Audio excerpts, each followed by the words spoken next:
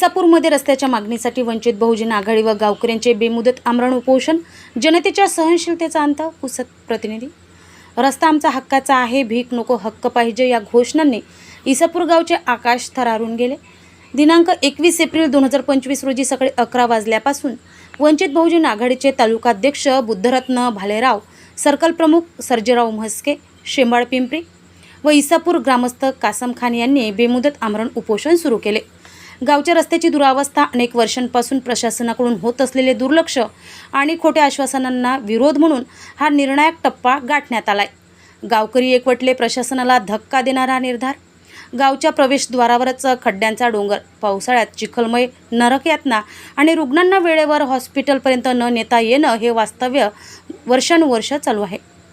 निवडणुकीत आश्वासन देणारे पुढारी आणि पत्रव्यवहार करणाऱ्या अधिकाऱ्यांनी केवळ फाईल पुढे सरकते इतकं सांगून वेळ मारून नेली. पण यावेळी गावकऱ्यांनी व वंचित बहुजन आघाडी पदाधिकाऱ्यांनी ठरवलंय, रस्ता मिळेपर्यंत उपोषण थांबणार नाही. या उपोषणाला गावचे पोलीस पाटील विश्वदीप थोरात, सरपंच अमजद खान, सम्मत खान, उपसरपंच भास्करराव थोरात, माजी पोलीस पाटील सुदामराव खडसे तसेच बाबासाहेब सुतगिरणी पुसदचे चेअरमन विलासराव डंगाले यांच्यासह गावातील वरिष्ठ मंडळीने ठामपणे पाठिंबा दिलाय.